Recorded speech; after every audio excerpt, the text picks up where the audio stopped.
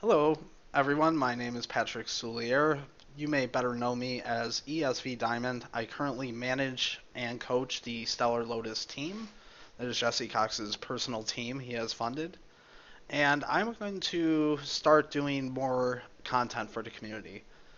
In particular, I don't feel like doing things like me streaming my plays that interesting or that engaging for the community. So I'm going to start a new series called The Diamond Daily, and it literally won't be 7 days a week. It'll be 5 days. I'm setting up the exact schedule where I'm going to release a short 10 to 20 minute vlog. Actually, I look at the time right now, make sure. Where I talk about a variety of things. These things may be related to the Stellar Lotus team. These things may be related to just scenes in general, other stuff, observations. For a bit of a reference point, I really like the series Thorin's Thoughts. He's extraordinarily long-winded, but it's well done. It's good content. It's relatively easy to make. Sit there, look at a camera. I spent 5 minutes coming up with this list of what I'm going to do and talk. And I love to talk about heroes. I love to talk about esports. Is what I've done for going on 6 years now, full time. I've been to the highest highs and I've been at the lowest lows. And lately, Stellar Lotus has more been the lowest lows. I did a lot of work in StarCraft in the past, where excuse me, my work was very hyper successful, and so I want to just talk more about esports. I think this is a better option for people, and it's what people are going to want to hear. With that in mind, before we get started, I would like to thank our sponsor, first of all, Alienware. They are a great company. They've chosen to sponsor us, and they've been sending us amazing computers and just the coolest stuff. They're a great sponsor to have. Make sure if you're in the market for a computer to look at www.alienware.com. That out of the way, we're going to start the first Diamond Daily. I'm not going to do much more side stuff. Again, I'm looking to keep this about 10 to 20 minutes. Today is not going to cover everything. This is going to be a regular series, and I'll cover it till it's done. So, I want to cover the history leading into Stellar Lotus. Before we ever went public, before anything. So heading in, for people that don't know, is there's a lot of new esports viewers coming into Heroes of the Storm. I manage two teams. Their names are ESV Wildfire and ESV Tempest. ESV Tempest was ended up being the sort of secondary team. It did not have the best results. They were always okay. But they never achieved big things. It was when I got the team originally, I was led to believe there was 5 players on the team, and I would come to later find out there was basically 3, and one of them didn't have an interest in going heroes competitively. Another was a chronic rager. But I also picked up a team by name of ESV Wildfire, and that's the team that we're going to be talking most about here. For those that don't know, ESV Wildfire, when I picked them up, nobody knew who they were. They were scrimming a couple top teams, but they were considered really a garbage team. I picked them up. I started working with them on comms, working on them, refining a few things, and very quickly they became the undisputed number 2 team in North America. They only lost to Tempo Storm, and occasionally, I want to say it was Glorious occasionally. I might be wrong. There was only 2 teams they would ever really drop to. And Wildfire was very, very successful. I hear a lot of people say I've never done anything with a team, and that's just not true. Heading into BlizzCon last year, we received offers to be the BlizzCon teams. However, the offers did have quite a few strings attached. Were very, very short term, and were, for the most part, giving up a lot of control for one tournament that had no prize pool. We received those offers for real. We talked about teams. We had the offers out there. This is how good we were. People wanted us to be their BlizzCon teams. We chose to decline those offers, although there's one of them in hindsight I wish I had taken. That's neither here nor there. And we continued on as an unsponsored team. About this time, we were some of the most in-demand scrim partners and one of the most highly respected teams in the scene. We were regularly beating EG very thoroughly. We were beating Glorious. We were one of the first. When we first entered the scene, it was thought that Glorious was undisputed top 2 or 3, and we proved that wasn't true. We would beat Descent. We would beat basically everybody. Occasionally, most of the series were best of 1 back then, so we'd occasionally dropped randoms. But we were a damn good team. So, around this time, right after BlizzCon, we first started talks. It would have been with Jesse about starting Stellar Lotus. This would have been roughly the November timeframe, end of November, heading into early December. And when this happened, when these talks first started, if we were not number two, we were for sure number three. I think at that point, EG was having a bit of a resurgence. I'm not 100% on that, but we were a top three team. And this is when we started talking to Jesse about making a team. As for if you're wondering why I keep looking over, I'm just checking my list. Sorry about that. I'll get better as time goes on of not doing that. Actually, hold on 2 seconds. I can make it a lot better right now. As you can see, this isn't the highest production value. I will up it as I do them more and more. Okay. So we're heading in talks with Jesse. This is end of November, beginning December. He says, he comes to one of my players, and he says, I would like to make a team. I know you individually. Would you like to make a team with me? I'll pay you salary. I'll pay you well. This, that. I'll cover your travel. We'll get sponsors. And from my understanding, the player told him, absolutely not. The only way I'll come to your team is with me. I want Diamond to be the coach. I want him to be the manager. It's the only guy I want to work for. Now, mind you, my team was unsponsored at this time. I was paying them $0 and 0 cents. There was $100 a week in prize money going through the scene.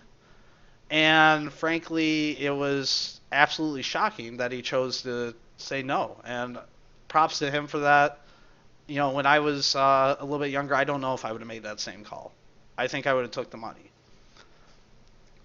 So he says, hey, Pat's got a really good track record. He's done a lot of work with StarCraft 2 players, in particular Tasia and Crank. And I think he's who I want to be managing and coaching me. So me and Jesse start talking. I take some time. I explain my history, blah, blah, blah, blah, blah. I'm going to try and keep this quick. Sorry. And he goes, okay, I want you to build me a team. I don't care if they're the worst team. We want to build them, start them up from the bottom, and work their way up. And I said, I already got that team. I already got a team that's near the top. Wildfire was really, really good. Bims was an incredible player. Iacona is still, in my opinion, probably the number 2 support in NA, and you could make arguments for the best.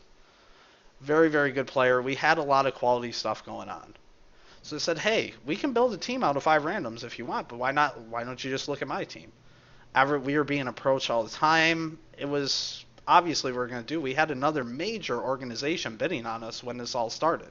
Really, really big esports organization that we had turned down previously before. So when we start talking, I spent some time making sure Jesse's serious about this. He wants to invest a decent dollar because I know that 2015 is going to get serious.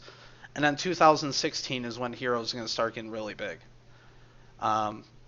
He throws me out a number, what he's looking for to pay salary. And it was about what other people were paying. Actually, I think it was a little bit less at the time. But I said, hey, I talked to my guys and I said, we have this option. We can split all the salary and it'll work out to X dollars a month. What do you guys think? And they're, oh, okay, it sounds all right. Jesse's got a big following. I sort of thought out loud. I said, hey, what if we sacrifice most of our salary? I mean, most of it. Literally almost all of it. Instead, in Michigan, we could do a team house for not that much different of a price. I sit down, I do the cost estimates.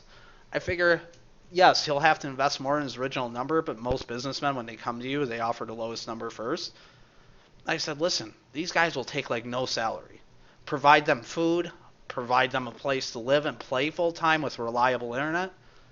Let's do a team house. We can do it cheap. For those that don't know, Michigan is a very, very cheap state to live in. We did not pick it accidentally or randomly. I looked around a lot of states, and Michigan's, what you got for the price is some of the best without doing things like going into the desert of Arizona where your players will get stung by scorpions.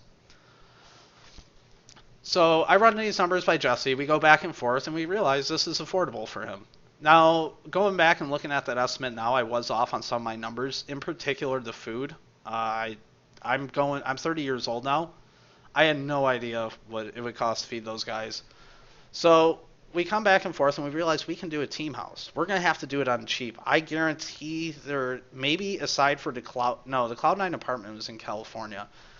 I almost guarantee there has never been a cheaper team house done in North American esports. I literally bought all the furniture. Well, I'll get into that later. So we decide to build a team house, but we have to give up that salary. So I start looking at all the teams. I say, hey, you know what? I think my teams are great, but I got to look at what's out there. And for those that did not watch Heroes during this time, from the period of late November to about early March, teams disbanded every day. Literally every single day. It was the biggest talking point of the North American competitive Heroes of the Storm scene. That all these good teams are popping up and instantly disbanding. And hey, any team that can stay together is in a good spot. Well, guess what? My team had been together for, at that point, 8 months. 6 months? I don't remember. It had been a number of months. Maybe 5. Anyways. So I look at what's the available teams, and this wasn't a complete list, but it's pretty close. There was EG. We can't afford them. They have contract buyouts, and they weren't doing well. Glorious Gaming had just died, or I knew was going to die soon. I knew Tempo Storm had secured a deal. They were SMG back then. Cloud9, I knew they had a deal with Cloud9. They weren't even playing actively at this point. 2Arc,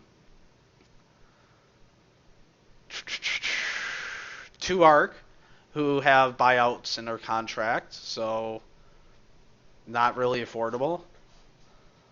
And ESV Wildfire, ESV Tempest, and there was like one more team, and they were sponsored, or I knew they were going to be sponsored. I don't remember.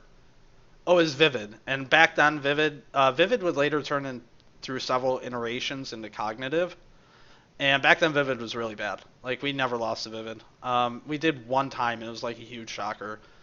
So I looked at what teams were available that were unsponsored, and literally we were the best team. That's it. So I even try reaching out to some free agents at that point. I say, what if I take a couple of my players? I take a couple strong players, and what I initially found out about free agents is none of them wanted to leave unless I hired their entire team. And most of these teams were not good. These were teams, I'm not going to name specific teams, but we're talking teams similar to like Nexus Champ. I didn't talk to them directly, that's why I used them.